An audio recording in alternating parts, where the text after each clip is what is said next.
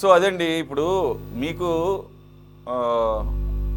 I mean ఈ ఎట్లాగూ ఆ డాక్యుమెంట్స్ని యాక్సెస్ చేయాలో మీకు తెలియకుండా ఏమి ఉండదు.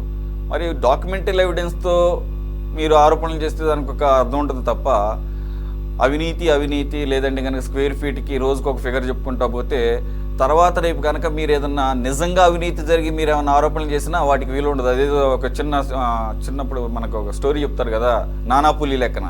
అలాగూ మొదట అన్ని అబద్ధాలు చెప్పి తర్వాత చివరికి నిజంగా పులి వచ్చినా కానీ రాలేదని అనుకుంటారు. అలాగూ మీరు అవకాశాన్ని కోల్పోతారేమో ఒకసారి ఆలోచించుకోవాలి. రకరకాల మార్గాలు ఉన్నాయి. మీరు అఫీషియల్గా ఆల్రెడీ ఆన్లైన్లో కనుక ఉంటే వాటిని డౌన్లోడ్ చేసి చూపించవచ్చు. లేదంటే కనుక కన్సర్న్ ఆఫీసెస్ నుంచి మీరు తెచ్చుకోవచ్చు. అసలు అది కూడా కాకపోతే ఆ రైట్ టు ఇన్ఫర్మేషన్ ఆర్టీఐ ద్వారా తెప్పించుకోవచ్చు. మరి ఇన్ని మార్గాలు ఉన్నప్పుడు ఏదో రాజకీయపరమైనటువంటి ఆరోపణలు చేయటం వలన ఏం ఉపయోగం? ఇప్పుడు నారాయణ గారు క్లియర్గా చెప్పారు, ఆయన కన్సర్న్ మినిస్టర్ చెప్పిన దాన్నే మేము డాక్యుమెంటల్ ఎవిడెన్స్ అడుగుతున్నాం యాజ్ ఏ జర్నలిస్ట్గా. కానీ కన్సర్న్ మినిస్టర్ చెప్పారంటే దానికి ఒక వ్యాలిడిటీ ఉంటుంది. ఎందుకంటే జనరల్గా ఆ పొజిషన్లో ఉండి అబద్ధాలు మాట్లాడటానికి ఎవరు సాహసించరు. అలా కనుక చేస్తే మేము కూడా క్వశ్చన్ చేస్తాం, మనం కూడా చేద్దాం రేపు కలిపి.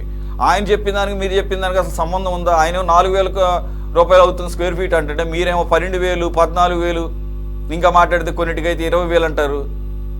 Sir, how you gonna defend your self? Suresh గారు, మీకు ప్యానెల్లో ఉన్న సభ్యులకి అదే విధంగా వీక్షకులకి అందరికీ కూడా శుభ సాయంకాలం.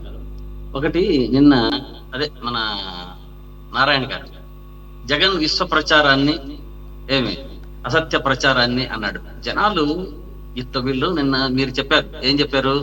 వారు ఖచ్చితంగా ఒక మంత్రిగా చెప్తున్నారు అని. గతంలో నారాయణ గారు చెప్పిన అబద్ధాలు కూడా మీకు చెప్తా, కొంచెం ముందుగా దాన్ని కూడా వివరిస్తాను, ఏం ఇబ్బంది ఏం లేదు. ఇప్పుడు డొమైన్ లో పెట్టాలంటారు. అమ్మా, డొమైన్ లో ఖచ్చితంగా పెట్టాల్సింది ప్రభుత్వ సొమ్ము, ప్రజలది, మీ సొంతం కాదు, మీది కాదు, నారాయణ గారిది కాదు, చంద్రబాబు నాయుడు గారిది కాదు. ఇది ఖచ్చితంగా డొమైన్ లో ఏదైనా 10 రూపాయలు ఉండండి. ఇప్పుడు మాట్లాడద్దండి, ఆగండి. ఇప్పుడు మీరు చెప్పండి మళ్ళీ సమాధానం. ఇది మీది, నాది, సురేష్ గారిది, మన తురగ శ్రీరామ్ గారిది కాదు, ప్రజలది. ప్రతి ఒక్క పైసాకు బాధ్యత ఉండాలా, ప్రతి ఒక్క పైసాకు లెక్కాచారం ఉండాలా, ప్రతి ఒక్క పైసాకు చూపించాలా. అట్లా చేయకపోతే చట్టు పట్టుకొని అడుగుతారు ప్రజలు, ఊరికే కాదు. మీరు చెప్పిండేది ఏదో వేగ్గా ఇట్లా మాట్లాడితే ఎవరు ఇనరమ్మా తల్లి. అది ఏదో మీరు కూడా యథా రాజా తదా ప్రజ అని చంద్రబాబు నాయుడు గారు, లోకేష్ గారు, పవన్ కళ్యాణ్ గారు, నారాయణ గారు అబద్ధాలు చెప్తుంటే మీకు కూడా ఆ అబద్ధాలు బాగా పుట్టి పునికించుకొని ఇక్కడ వచ్చి మాట్లాడుతున్నారు. తప్పది. అది దాంట్లో చెప్పేది ఒకటి. దీన్ని బట్టి చూస్తే ఒకటి మన చెప్పేది ఏమంటే, మరి దీన్ని బట్టి మన అబద్ధాలను ఎవరు నమ్మరు అంటారు.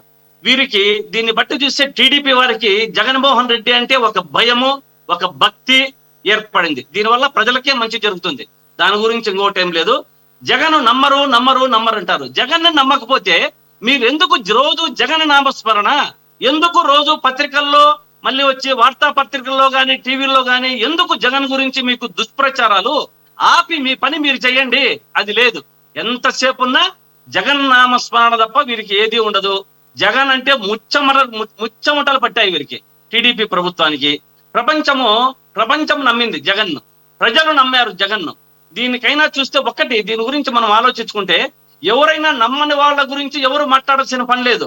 కానీ భయం వచ్చినప్పుడు మాత్రమే వాళ్ళ గురించి మాట్లాడడం స్టార్ట్ అవుతుంది, మాట్లాడుతున్నారు కూడా. ఆ విధంగా ముందుకు పోతున్నారు. జగన్ ప్రభుత్వంలో అప్పుడు వచ్చిండేది ఏపీకి 13 లక్షల కోట్లు పెట్టుబడులు వచ్చాయి. 13 లక్షల కోట్లు రాసుకోండి. అప్పుడు ఫోర్స్ గాని, వరల్డ్ బ్యాంక్ గాని, యుఎన్ నివేదికలో గాని ఏపీ స్కామ్లను ప్రశంసించారు. బాగా తీసుకోండి. ఇప్పుడు డొమైన్ లో ఉంటుంది, మీకు గూగుల్లో ఉంటుంది, చూసుకోండి. మాకేం ఇబ్బంది లేదు. మీ మాదిరి మభ్యపెట్టి అంత మసిబూసి మారేడికాయ చేసే ప్రసక్తి లేదు. డొమైన్ లో ఉంటుంది, చూసుకోండి. వీరు నమ్మకపోతే వీళ్ళ సమస్య గాని అది ప్రజల సమస్య కాదు. ప్రజలు నమ్ముతున్నారు, ప్రజలంతా నమ్మారు. ఎప్పుడు ఏం చేయాలో వాళ్ళకి తెలుసు. కానీ విశ్వానికి వీరు చెప్పిండేది విశ్వ అబద్ధాలు అనే దాంట్లో ఒక 4-5 మచ్చు తుణుకగా చెప్తా సురేష్ గారు. లడ్డు కల్తీ విశ్వ అబద్ధం, 100 రోజులు కల్తీ మన కరువు తీర్చేస్తాం విశ్వ అబద్ధం, సంపద సృష్టిస్తాం విశ్వ అబద్ధం, ఆడబిడ్డ అనేది విశ్వ అబద్ధం, యువకులకు 3,000 ఇస్తాం విశ్వ అబద్ధం. ఇలా విశ్వ అబద్ధాలతో ఎన్ని రోజులని మీరు ముందుకెళ్తారమ్మా? ఇంకా కొంచెం కూడా బాగా తెలుసుకోకపోతే శ్రీకాంత్ గారు మీరు అన్నట్టు మీరు చెప్పింది టీడీపీ వాళ్ళు చెప్పింది ఎవరు నమ్మాల్సిన అవసరం లేదు, ప్రజలు నమ్ముతారు. కానీ ప్రజలు నమ్మారు కాబట్టి రైట్, ప్రజలు నమ్మారు కాబట్టి 11 సీట్లు మీకు ఇచ్చారు, అక్కడేమో వాళ్ళకి అంత ఇచ్చారు. ఆ మ్యాండేట్ మీరు గౌరవిస్తారని నేను అనుకున్నాను. రెండో పాయింట్, మీరు ఓకే నిరుద్యోగ భృతి అన్నారు, ఇవ్వలేదు. ఓకే, ఆడపిల్లల నిధి ఇవ్వలేదు. ఇంకా మొత్తం 6 4 ఎన్నో ఇచ్చారు. సరే, దానికి వాళ్ళు చెప్తున్నారు. మీరు దాని ముందు ఏం చెప్పారు? తిరుమల లడ్డూలో కల్తీ జరగలేదా? ఎవరు చెప్పారు మీకు? సుప్రీంకోర్టు. ఒక నిమిషం ఆగండి, మీరు ఆగండి. చదువుతున్నా, ఒక నిమిషం ఆగండి. మనం దీని మీద చాలాసార్లు డిబేట్ చేసాము, మీరు ప్రతిసారి వాదిస్తారు. నేను పేజ్ నంబర్తో సహా చెప్పాను. ఏది సిట్, సుప్రీంకోర్టు కాన్స్టిట్యూట్ చేసినటువంటి సిట్ ఒక చుక్క నెయ్యి, ఒక చుక్క పాలు లేకుండా 60 లక్షల ఏది నెయ్యి కానటువంటి నెయ్యి, ఏది నకిలీ నెయ్యిని 20 కోట్ల లడ్డూలు తయారు చేశారని చెప్పింది కదా. దాన్ని కల్తీ కాక ఇంకేమంటారు? కల్తీ కూడా కాదు, అది నకిలీ నెయ్యి. కల్తీ అంటే ఎంతో కొంత నెయ్యి ఉంటుంది, పక్కన పెడదాం కాసేపు. గల్లా పట్టుకొని అడగాలన్నారు కదా, చొక్కా పట్టుకొని. మేము ఎవరు చొక్కా పట్టుకొని మేము నిలదీయాలి? దేని గురించి? ఆ రిషికొండ ప్యాలెస్ మీద ఎంత పెట్టారండి? దానికి స్క్వేర్ ఫీట్కి ఎంత ఖర్చు అయింది? ఒకసారి మీ నోటితో వినాలని మాకు ఒకసారి చెప్పండి. ఎందుకండి అన్ని వందల ఒక నిమిషం రమ్య గారు, స్క్వేర్ ఫీట్ ఒక నిమిషం స్ట్రైట్ గా చెప్పండి సార్. రిషికొండ ప్యాలెస్ కి స్క్వేర్ ఫీట్ కి ఎంత పెట్టారు? ఇప్పుడు ఋషికొండ ప్యాలెస్ కి టోటల్ గా 300 కోట్లు అయింది. వీళ్ళ మాదిరి విశాఖపట్నంలో గాలి పీల్చి గాలి వదిలితే 350 కోట్లు పెట్టలే. సెంట్రల్ గవర్నమెంట్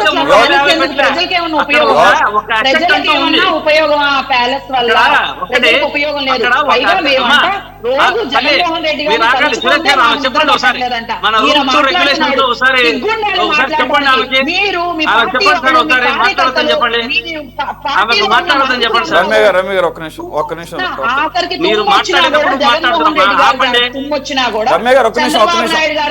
మాట్లాడతారు. వీళ్ళకి చేతగాక 11 సీట్లకి జనాలు ప్రజలే సమాధానం చెప్పారు కదా. మీ ప్రజలు చెప్పాలంటున్నారు.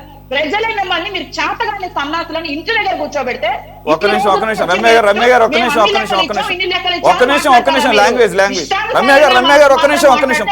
ప్రసక్తి లేదండి. ఒక్క నిమిషం లాంగ్వేజ్ కొద్దిగా చూసుకోండి. అది రెండోది ఏంటంటే, మీరు మాట్లాడుతున్నప్పుడు ఆయన మాట్లాడలేదు కాబట్టి చూసుకునేది. వీళ్ళు అమర్నాథ్ గౌడ్ గారు మాట్లాడలేదా? మహిళా మంత్రి, ఆ హోం మంత్రి అనిత గారి గురించి ఇష్టానుసారంగా నెక్స్ట్ టాపిక్ అదే. ఒక్క నిమిషం మీరు ఓపి పట్టండి. ఎందుకంటే ఏదో ఒకటి డెకోరం అయితే ఫాలో అయ్యారు కదా. మీరు మాట్లాడుతున్నప్పుడు ఆయన మాట్లాడలేదు కాబట్టి అందుకని నేనే క్వశ్చన్ చేస్తాను. దానికి ఆయన ఆన్సర్ చెప్తే సరే, లేదంటే కనుక మనం వేరే పాయింట్స్ మీదకి వెళదాం. అదే సార్, ఇప్పుడు రిషికొండ ప్యాలెస్ మీరు 300 అంటున్నారు. 300 కాదు కానీ 380-90 కోట్లు అని అన్నారు. తర్వాత అవన్నీగా ఎక్స్ట్రా ఎక్స్పెన్సెస్ అన్నీ కలిపి అది 500 కోట్లు దాటిన. పక్కన పెట్టండి, స్క్వేర్ ఫీట్కి ఎంత అయిందో చెప్పండి. 30,000 చిల్లర నాకు తెలిసినంత వరకు. 30,000 దేనికి పెట్టినట్టు? ఎవరికి పెట్టినట్టు? దేనికి ఉపయోగపడుతుంది ఇప్పుడు అది చెప్పండి.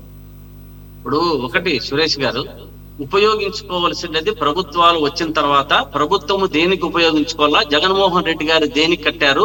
జగన్మోహన్ రెడ్డి గారి కంటే ఉండటానికి కట్టుకున్నారు. చంద్రబాబు నాయుడు గారు అక్కడ అంత పెద్ద ప్యాలెస్ లో ఉండాలన్న కోరిక ఉన్నట్లేదు ఆయనకి. సరే, చంద్రబాబు నాయుడు గారు ప్యాలెస్ కథ ఎట్లా నుండి నేను చెప్పాను. నేను ఏదైనా డబ్బులు ప్రభుత్వాలు వచ్చినప్పుడు ప్రభుత్వాలు దేనికని ఒక్కొక్క ముఖ్యమంత్రి గారి ఆలోచన ఒక్కొక్క రకంగా ఉంటుంది. వారు దేనికి ఉపయోగించుకోవాలన్నది జగన్మోహన్ రెడ్డి గారు ముఖ్యమంత్రి అయితే దాన్ని దేనికి వినియోగిస్తున్నారని ప్రజలకు స్పష్టంగా తెలిసేది. కానీ మన చంద్రబాబు నాయుడు గారి మాదిరి గాలి పీల్చి గాలి వదిలేదానికి 350 కోట్లు పెట్టలేదు. మ్యాట్లకు పెట్టలేదు, అక్కడ ఉన్న వాటర్ బాటలకు పెట్టలేదు, అక్కడ తినే ఫుడ్ కు పెట్టలేదు. మీ పాయింట్ నాకు అర్థమైంది. తురగ శ్రీరామ్ గారు మీకు బాగా